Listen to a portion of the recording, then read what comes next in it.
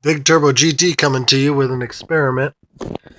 I have poly-filled mounts on my car, which are filled with window weld or roofing poly, and they just can't hold the torque.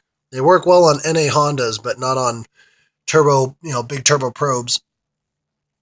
So this mount I'm filling with clear weld. It's got a strength of 44 psi, so hopefully that'll hold the mount in place, and then I'll cover the top of that with roofing poly and even it up. But I'm going to see if that holds. So this is an experiment.